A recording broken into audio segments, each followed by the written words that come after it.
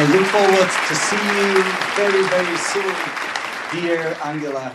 And beautiful Webit community from all around the world. We're just starting. More and more truly amazing and challenging discussions are coming up next during today and the next 4 days of Webit Global Impact Week with some of the brightest, bravest, and most beautiful minds of the planet Earth. Our next discussion is about social impact of technology and AI, one of the very important topics as part of this first day of Webit Global Impact Week. And I have another friend, ex-podcast host and former BuzzFeed Senior Reporter, Ryan Broderick here. Ryan, please introduce yourself and the panel. Thank you. Hi there, my name is Ryan Broderick. I'm a tech writer and I publish a newsletter called Garbage Day.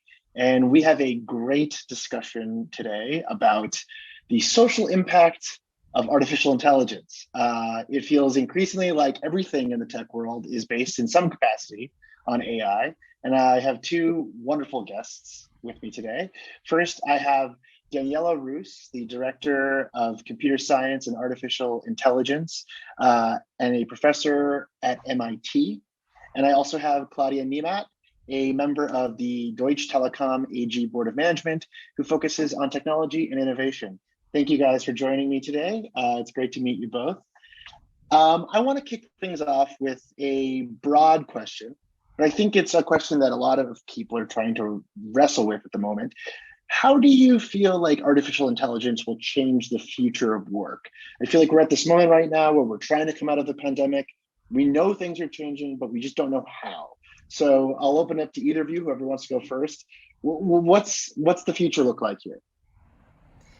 So I can jump in and say that I don't believe machines will take over the world. But I do understand the very real concern about the impact of machines on our workforce. We have already seen robots and computer programs displace workers in a variety of professions. And these changes are not limited to one industry or to one type of income. In fact, research by McKinsey has shown that every aspect of the industry, even decision makers, will have the nature of their jobs change when technology improves. But those jobs won't go away. They'll change as automation will replace some tasks and create time for others. At McKinsey, we have seen another report that talks about how people spend different amounts of time doing different tasks in every job. We spend time interacting with stakeholders. We spend time managing others. We spend time applying expertise. We spend time doing physical work that is predictable and physical work that's not predictable. We do data tasks. Today's tools are good at taking on some of the predictable physical work tasks and some of the data tasks, but they're not good at the other aspects of our roles.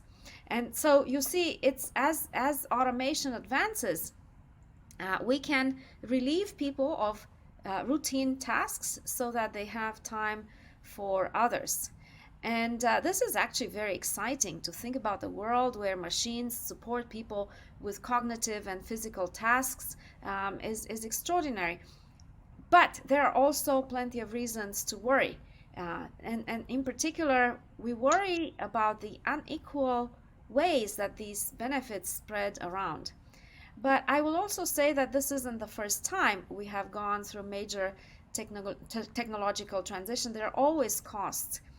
And while I don't believe that AI will put everyone out of work any more than printing did, I actually do believe that there will be major changes in our workforce. And the changes will involve changing jobs. In fact, according to a Future of Jobs report issued by the World Economic Forum, nearly 50% of companies expect that automation will lead to some kind of change in their workforce by next year, by 2022. But then many jobs will also be created. And so according to McKinsey, there are projections that 75 million jobs may be displaced, but 133 million jobs will be created. And this is super important because while it's easier to think about what jobs might go away, it is much harder to imagine what jobs will come back. Just consider that 15 years ago, we had no smartphones, we had no cloud computing, we had no social media. And consider how many jobs have been created because these new technologies emerged and developed. Claudia, what about you? What are you sort of seeing on the horizon here when it comes to AI? So I must say, I actually prefer the word advanced intelligence instead of artificial intelligence, because I really believe algorithms and AI can advance the way we work and the way we live in case we get it right. Now, in case we get it right, it helps us phenomenally in pattern recognition and decision making. For instance, software pattern recognition can actually diagnose certain pathologies better than radiologists, as you know, right? Or in Deutsche Telekom, speaking very practically, we do not find enough fiber planners in the entire market. So we use neural networks in order to do automated fiber planning based on pictures we get through special cameras and all those little cars which drive through the streets to perform something which we couldn't perform otherwise because the human beings aren't there. I also believe that algorithms will actually take certain even more repetitive work away from us. And the result would be that on principle, we could concentrate on solve certain problems even better if we actually do so. In the life of all of us, in the lives of all of us, I believe that machines and algorithms will lead to a new mass democratization of services. Services which previously were only available for rich and privileged people. Yeah, with autonomous cars, everyone has their car driver. With certain help you can get at home, elderly people can have a longer self-defined life. And if we win more time, at least if you have a good or more idealistic view of the world, you could argue as human beings, we could spend 1/3 of our time with business work, making money, 1/3 of our time with empathetic dealing with our children, parents, or the communities, and 1/3 of our time with learning, because I believe lifelong learning in this world of change becomes more and more important. So on principle, if we get it right and define the right models around it and find avenues how to deal with that from an economic perspective, there would be plenty opportunities for actually having more time for the right things. And honestly, I believe the last mile is always human. The empathetic element in that is human, yeah? And you get advanced through that. Now, on the way, as we evolve through the transformation, several frictions can occur. Like what happened in any disruptive transformation driven by technology in the world of mankind, yeah? So therefore, the question is, how are we as societies dealing with those potential frictions? And one friction is that many of the capabilities our workforce has today might not necessarily be the capabilities which we need in the future. And at least in Europe, we don't have the model to say, oh, all go away. And by the way, in an aging population with all the demographic challenges, that wouldn't be a good idea anyhow. So the question is, what do we do in order to invest probably in the most massive adult skill building and cultural change we need to go through as businesses, as big businesses, but also as a society and in the political arena? And that's for me the question, how we deal with the transition in a way that it doesn't create turmoil as we go. On principle, I'm an optimist because I really believe that if we use technology to advance us, that can give us the opportunity to have even more of a self-defined life. So let's talk about the transition, because I feel like that's what we're in right now, right? We're sort of learning how this is going to work. And I think we're also learning what the trade-offs are, right? So is it fair to say that the two biggest trade-offs for the development of artificial or advanced intelligence are privacy and personal data? So how do we make sure that as we transition into an AI infused world, we don't, make ourselves open to threats we can't even imagine yet, or give companies our data that we don't want to give? So how do we handle that sort of trade-off? So first of all, maybe I jump on it. I think, at least in Europe, there's big emphasis on the topic. I think we really need to insist on the principles not only of data security and data privacy, but also what I would call data sovereignty, which means that on principle, myself as a human being or as a business can define with whom I share my data, for which purpose and how long, right? And because they are certainly my asset. And say in having mechanisms which are intransparent, where I say, oh, I agree to everything because I have no chance, because otherwise I'm excluded from a relevant network, is not the answer to that problem. That is not a transparent agreement on that one. So therefore, I think, like in the non-digital world, those principles of sovereignty, privacy are incredibly valuable. And we as a society need to insist that they are being put in place, either through businesses who believe in the idea that any business model will get replaced by a safer, more private and more sovereign solution of itself, right? Like businesses nowadays believe that it's better to transform the business towards becoming a green business. But if that self-recognition doesn't occur, then of course through the means of certain rules and regulation around it when necessary. So I believe insisting on those principles will be key to abstain from having the alternative, either a surveillance state a la China, or surveillance capitalism is what we have created through some of the business models. But I think it is not intrinsically to the nature of digital technologies that they would just support these types of business models. It's up to us, to find ways to use them more to the benefits of human beings, to have truly human-centered technology. And from my point of view, that is technology that doesn't only work and makes the life more convenient and just nicer to have, but it's always also deeply respecting these principles. Daniela, what do you think?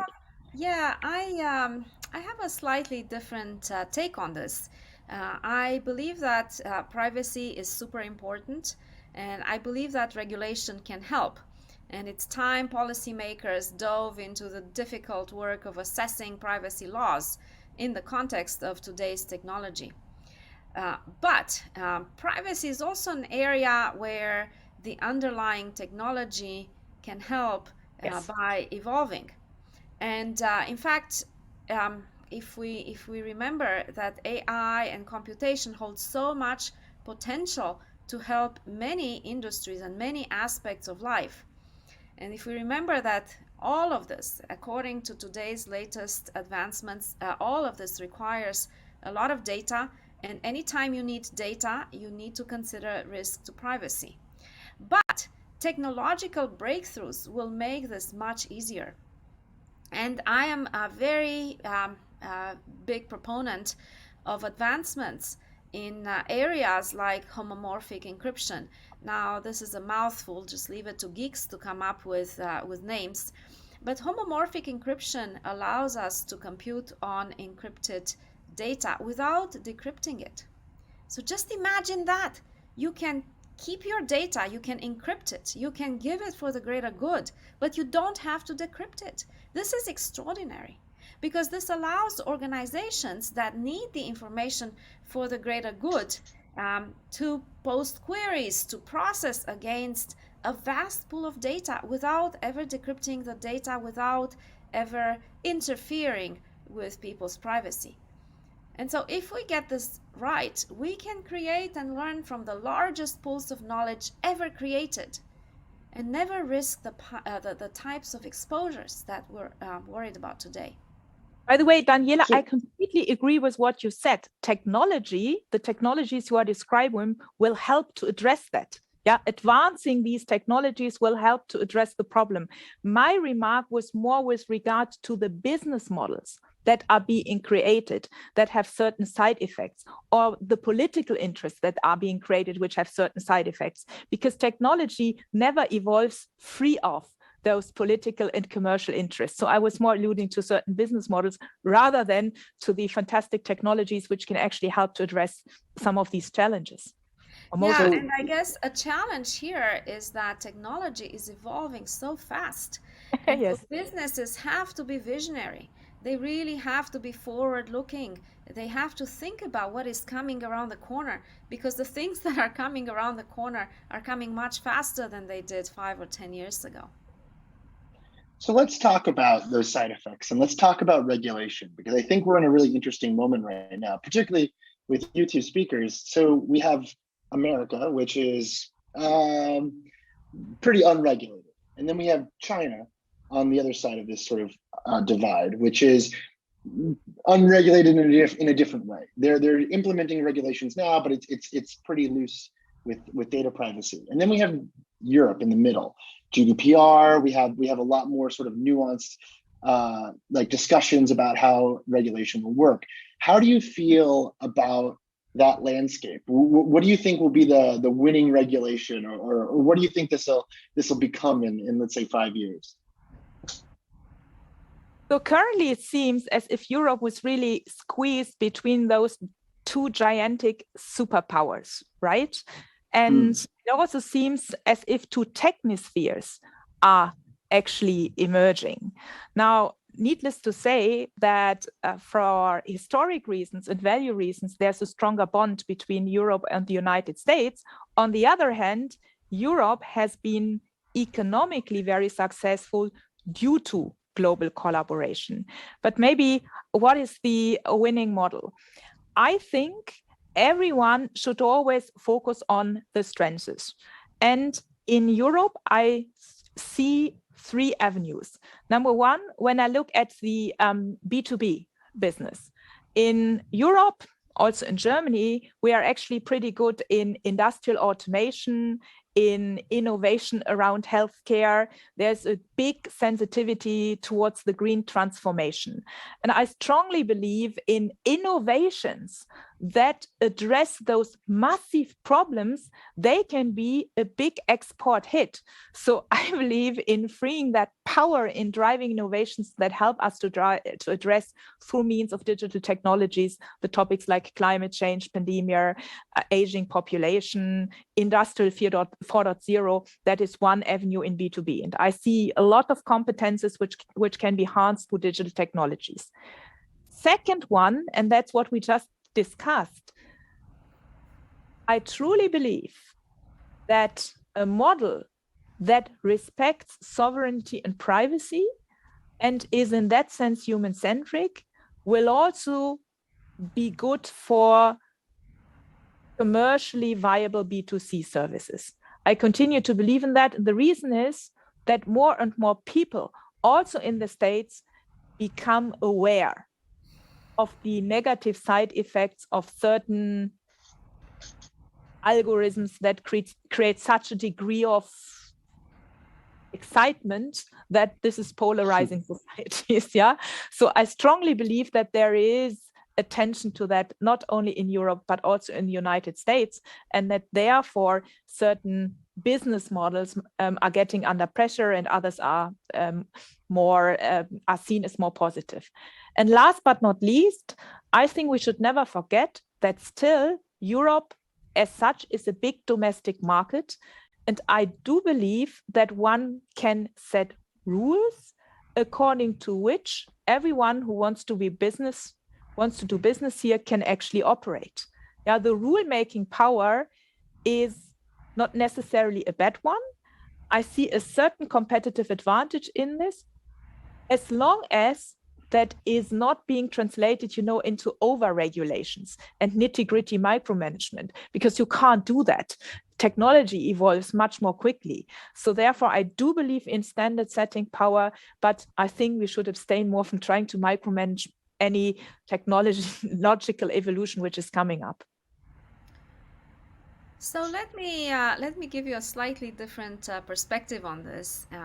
As we think about adoption of AI technologies by businesses, by government, by people, it's important to understand that these technologies are different than software technologies that are broadly deployed, and that's why we need to be worried about how we use them. And so, in particular, AI technologies use the data to constantly change the software, and so it's not really clear what will come out. It's not really clear what the result is, because the software is changing all the time. And in order to think about that process and to think about what is important in order to have safe deployments of these technologies, we actually have to understand what the technology does and how it does it, what it can do, what it can't do. And it's important to understand that there are many challenges that go with these technologies. And the first technology is, the first challenge is the data part.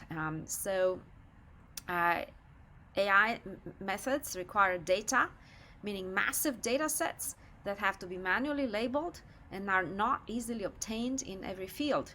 And the quality of the data needs to be very high, and it needs to include critical corner cases for the application at hand, because if the data is biased or bad, the performance of the algorithm will be equally bad. These algorithms don't actually understand the data. They really primarily do pattern matching on the data. So I can give you an AI system that will perfectly translate what I say in English into German, but this algorithm, but the system will have no idea what is being said. The words will be matched perfectly, but the semantic, the understanding will simply not be there. And so this is a serious limitation of our systems. On top of that, the systems are black boxes, and there is no way for users of the system to truly learn anything about the system's workings by inspection. And it's difficult to detect behavior that is abnormal from a safety point of view. And as a result, it is difficult to anticipate failure modes tied to rare inputs that could lead to potentially catastrophic consequences. And so because of this, we have to be especially careful about how we deploy the system safely. Now, does this need new regulation? Does it need new standards? The jury is still out about what is needed. The jury is still out about whether these systems can be certified.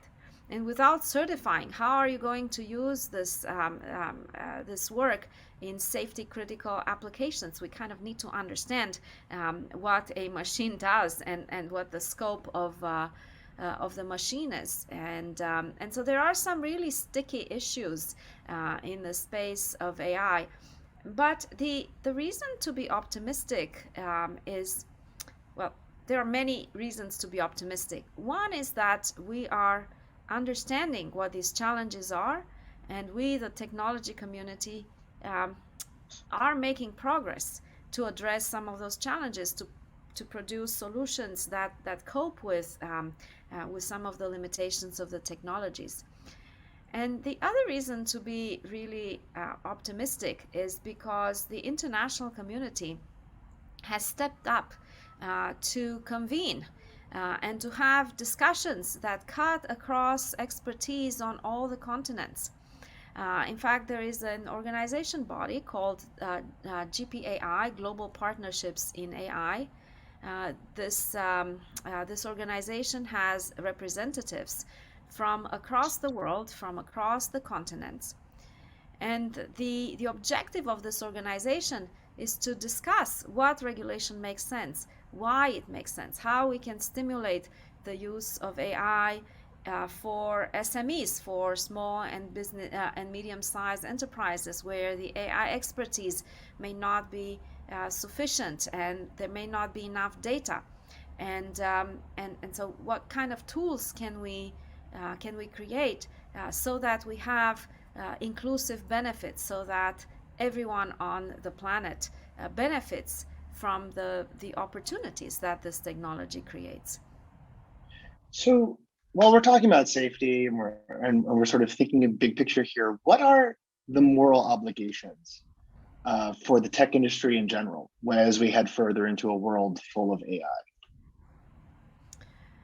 Well, it's a big question you're asking. I think that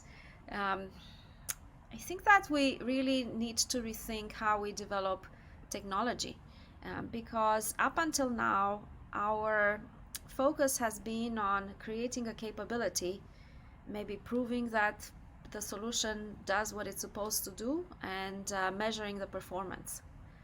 But as we consider the impact of these technologies on humanity, I think that's insufficient. I think as part of the process of developing the technology, we also need to think about potential misuses, so that we develop and deploy with clear eyes, and that involves really addressing the unknown knowns and the unknown unknowns about the use of technology.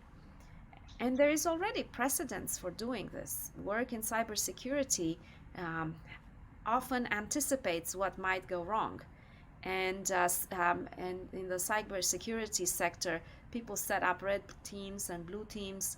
And before anything is deployed, there is a kind of a conversation competition between what the teams develop. So as we approach the development of new technologies with a heightened sense of responsibility, which we owe to the world and to the planet, we really ought to consider what could go wrong and what we should put in place in order to provide the guardrails that prevent bad actors and prevent bad consequences of the technology. But I think that this also requires that we have a good understanding of what the technology can and cannot do, that we discuss what the technology should and shouldn't do, and that we really consider what the technology must do, because I really believe that we have an obligation to consider how these technologies can help people broadly. Claudia, are there any sort of moral obligations weighing on you right now when it comes to AI? Maybe one remark and two suggestions. My remark would be that unfortunately there is no such thing as common ethical standards around the world. What is considered good in one region might be considered bad in the other region, which makes it more difficult. So number one. Number two, in addition to what Daniela just said, we used to have something like an Hippocratic oath for medical doctors, because patients don't know what happens to them and they need to rely upon that. And maybe we need something like a work ethic, an equivalent of an Hippocratic oath for software engineers, right? Actually, at least committing not to do something out of intention that produces harm. Some problems can be caused through what Daniela said, the unknown, because you don't know what you don't know. Yeah, and therefore you have that mechanism with the green team and the red team, and you get prepared for certain eventual events. Yeah, but maybe something like an ethos, yeah, and Hippocratic oath to actually commit to not producing harm would be good. And my third point would be, I think we cannot just leave that dialogue to the group of tech experts. I think the question for what we want to leverage algorithms and data and for what not requires a broad dialogue with the society, and it requires human beings who can translate. I completely agree, Claudia. And people from other sciences, yeah, because unlike many other technologies, it is so powerful. It has such a phenomenal impact on the way we live, on the way we work. So therefore, I think we need a much broader, fact-based dialogue with the different groups in society. Maybe my last comment, a practical one. At least in Deutsche Telekom, we tried, and we were actually among the first big companies in Europe to at least formulate guidelines for the way we want to develop and deal with algorithms. For example, one of that guideline was that in the end, there's always a person, a group of human beings accountable for the outcome. Yeah, to prevent something where people would say, oh, yeah, that was the algorithms. I have nothing to do with that, and a few other things. Yeah. So, and we got into a deep dialogue with other businesses and with different groups in the societies, because we are not assuming that we are the ones who know it all. But I find it very important to have that broad dialogue with different groups in the society to get an agreement on what we think should happen and what shouldn't happen. Yeah, if I may add, I completely agree with you, Claudia. I think that the conversations have to have the broader society at the table. The technologists have to be there, the policymakers have to be there, the business leaders have to be there. And but I will say that I'm actually very greatly encouraged, because in the past couple of years we have seen a lot of organizations step up to articulate principles for deploying AI systems, and I was part of one such effort. The principles we came up with were fivefold. So we wanted responsibility, meaning human beings should exercise appropriate levels of judgment and remain responsible for the development, deployment, and use and outcomes of AI systems. The second principle was equitability, meaning that we need to take deliberate steps to avoid unintended bias in the development and deployment of AI systems that inadvertently would harm people. Then we wanted traceability, so that means we have to have an understanding of how the technology works and be able to audit it. We want to have reliable systems. They should have, the AI system should have an explicit, well-defined domain of use. And then the fifth principle was governable. The AI system should be designed and engineered to fulfill their intended function while possessing the ability to detect and avoid unintended harm. Now, these were the principles that we have developed with a group called the DIB. But I would like to add an important principle that is missing and that should be part of the conversation, and that is about sustainability. AI systems consume enormous amounts of energy, and this can have a very negative effect on our planet, and especially as we consider the stability of our planet, and as we look at how important the next 10 years are in cleaning and protecting our environment. Sustainability should be critical when we consider AI. And in order for you to understand why this is super important, I want to tell you that there is research that has estimated that training an average size model, so this is about 200 million parameters. This is not the kind of huge model that you have in GPT-3. Training an average size model releases 626,000 pounds of carbon dioxide in the atmosphere. This is equivalent to the lifetime emissions of 5 cars. And so as we think about deploying AI, we should consider how we store these massive data sets. We should consider how these data sets are processed. Yeah. But again, the good news here is that researchers are addressing these issues, and they are reducing the amount of data that is needed to train, and they're also reducing the size of the models that are needed in order to do machine learning tasks with good performance. Yeah, Daniela, I must say, beyond research, 2 very important points. On the latter one, we have actually a program in place that assesses what type of logic and data sets are needed to solve what problem. And whenever a simplistic algorithm is enough to solve it, because it uses much less energy, we go for that. And only if you need the more complex I would say, solution you go for that. And we assess that according to the energy consumption they are actually having. That's one. And number two, what you said about the prejudice bias on algorithms, that's also very important. We have here a big program that is called Robust AI. And the only objective is to run through all those algorithms to figure out when, because of the data set, prejudices occur.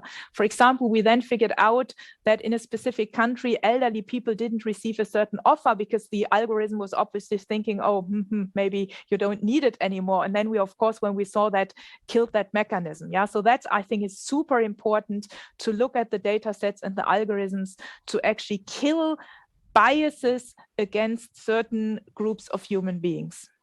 Yeah, so the good news there is that we actually have technologies that that are beginning to be able to analyze the data set, analyze the model, and figure out what are the gaps in the data set and how to make the data set more fair.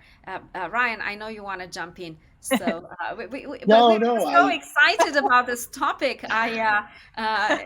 But if you want to cover other questions, please go ahead. No, I wanted to go deeper into the concept of AI and biases. I think that's really interesting. I mean, there's been so many high-profile examples over the last few years of, discriminatory hiring AI or recommendation algorithms that surface content from white creators or whatever it is. And I guess I wanted to sort of ask, like, is it feasible to imagine artificial intelligence without the biases of the humans that make it? And what is the process for removing those biases? Yeah, so we actually have some results in the space. The results analyze the data. They look at which features of the data are prevalent and which are more rare in the data. They look at how to rebalance the data set. They also look at how at whether there are aspects of the data space that are missing from the training data. So we are beginning to provide solutions that will help companies look at their data, fix it if there is bias in it, augment it in areas where there is missing data. And there's a very strong correlation between the uncertainty or the quality of the data and what the model does, what the task of the algorithm is. And we can correlate them. We can correlate them so that by improving the data, we can also improve the outcomes of the algorithm. And this is really extraordinary because I think at this point, we can almost offer debiasing as a service. We can almost say, okay, we have this piece of code, show me your data, feed me your data, and I'm going to fix it for you. Claudia, any more thoughts on how we sort of kill bias as a service? So building on top of that, first of all, yes, there are technologies available that help to analyze the data sets and make sure that you get more balanced data sets that are less inclined to produce those biases. But I would say, in addition to all the technologies, as a business, as a company, you really need to make sure that you have focus on that. And my experience is things are often not happening, not because technologies aren't there, but because there is no management focus on that. And therefore, I would say it's very important to have such programs like what I described before, Robust AI, where there is focus on the question, do the algorithms which we are using and the data sets we are using create certain biases? And if yes, correct them. And that, of course, has also to do with the company culture. If you have a company culture where you embrace inclusion, where you embrace diversity, where you go against hate speech, where you actually create an environment which is open and wants to connect human beings and goes against polarization, then in such a cultural environment, you are less likely to put managerial focus on exactly that. So this is actually what I would add. You need to want it. You need to want to kill it, and then you can leverage the technologies which are out there. So I have time for one last question. So I wanted to end where we started with predicting the future, because I feel like it's really hard not to just constantly talk about what could happen with AI. So I want to ask both of you, what do you see as the big next development in this space over the next 5 to 10 years? What is the thing that is just coming over the hill and we need to prepare for it? Do you want to start, Claudia, or should I start? Please start. Okay. So let me start by saying that I don't know what exactly will happen, but I would like to highlight 3 things I would like to see happen. First, we will see new ideas for AI and machine learning. It is very important to remember that today's greatest advancements in this field are due to decades-old ideas that are enhanced by vast amount of data and computation. Without new ideas and without the funding to back them, more and more people will be plowing the same field and the results will be increasingly incremental. We really need major breakthroughs if we're going to manage the technical challenges that are facing the field and the opportunities for using the results for the greater good. The other thing we need is computational infrastructure. And this is very important. We really need an infrastructure that should deliver to us data and computation like we get water and energy today, but this infrastructure is not available. So that's number 1. Number 2, I think we should get more serious about sustainable AI. What do I mean by this? Well, AI can play an enormous role in generating better insights about the state of our climate. It can help us collect and analyze data from sensor networks that monitor the oceans or the green gas emissions or the plant conditions.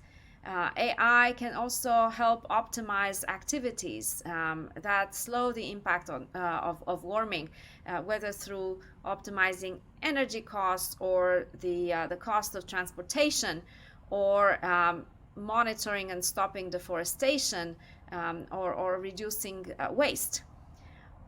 But to do all that, AI consumes enormous amounts of energy. I already shared the numbers from UMass Amherst. Training a large deep learning model produces 626,000 pounds of carbon dioxide. Training the GPT-3 model cost $4.6 million in energy costs to train. And so this is an area where policy action can be valuable to combat emissions and invest in renewable forms of energy, but also technology advancements can help, because these systems are so costly, because each one of them is huge. It contains hundreds of thousands of neurons and billions of interconnections. If we can develop more compact models, this can drastically reduce the carbon footprint of AI, and we can, and we are. And the third piece I want to talk about is getting serious about AI and privacy. And again, this is an area where regulation can help, but also advances in technological solutions that help us compute on encrypted data, that help us with secure multi-party computation, that help us with differential privacy, will be extraordinarily valuable. If we get all this right, we will be able to create and learn knowledge from so many data sources, and we will be able to protect people's privacy, so we get the best of both worlds. Claudia, your prediction? Yes, allow me to end with a little bit of a utopian version of the world. And because I believe you can't predict the future, but you can shape it. And therefore, let's hopefully shape it in the following direction.